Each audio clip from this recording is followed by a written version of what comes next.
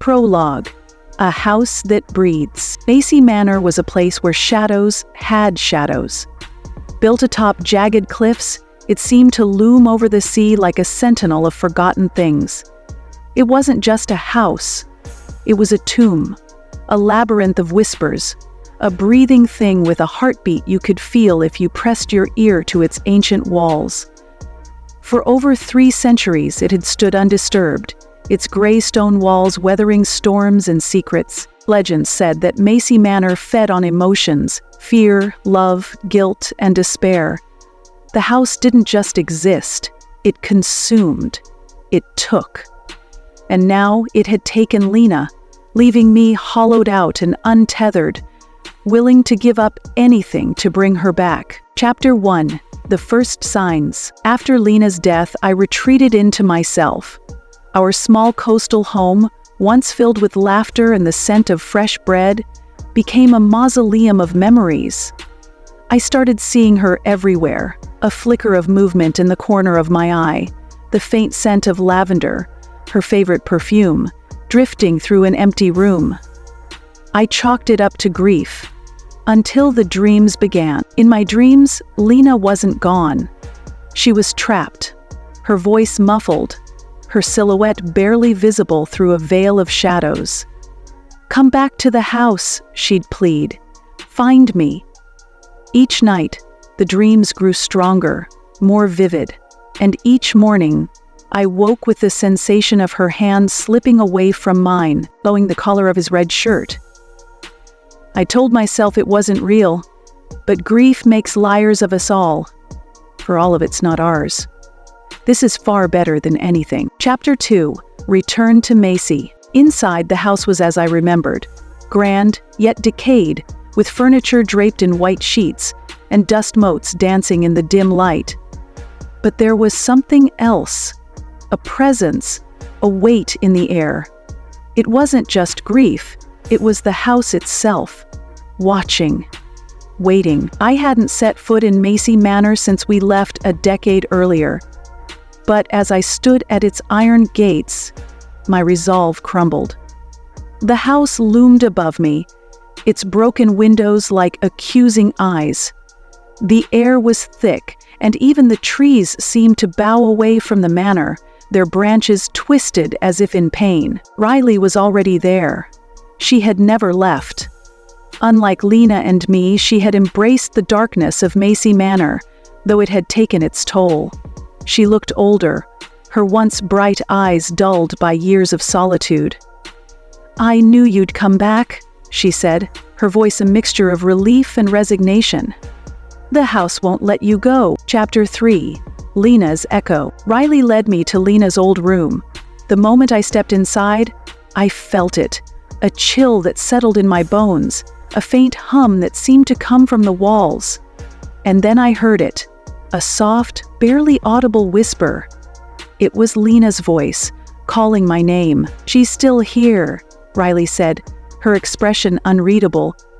"Or at least, a part of her is." I wanted to believe it was Lena, that the house had preserved some fragment of her.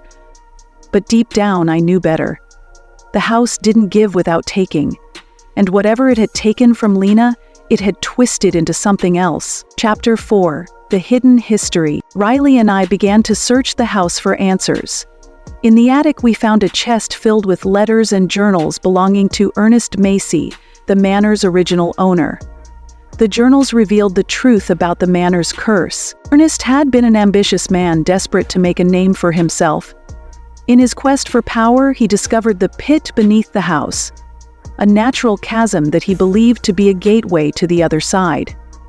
He made a pact with the entity that dwelled within the pit, offering his soul and the souls of his descendants in exchange for wealth and influence. The house would thrive, but its occupants would pay the price. "The pit was alive," Ernest wrote. "It fed on human emotion, growing stronger with each sacrifice. And those who died within its walls were never truly free. Their souls remained bound to the house, their essence consumed by the pit." Chapter 5. The Descent. The more we uncovered, the more the house seemed to react. The whispers grew louder, the shadows deeper. Doors that were once locked creaked open on their own, revealing rooms filled with eerie echoes of the past. In one room, we found a cradle rocking gently, though there was no wind. In another, a piano played a haunting melody, its keys moving as if by invisible hands. Despite my fear, I couldn't stop. I was convinced that the house held the key to bringing Lena back. And then we found the pit. It was hidden beneath a basement, a gaping hole in the earth that seemed to breathe. The air around it was cold and heavy, and the faint glow emanating from its depths made my stomach churn. Riley tried to stop me, but I was beyond reason. "If there's a chance she's still here," I said, "I have to take it." Chapter 6. The Bargain. The pit demanded a ritual, one that required more than just words. It needed blood, a token of love, and the recitation of an ancient incantation.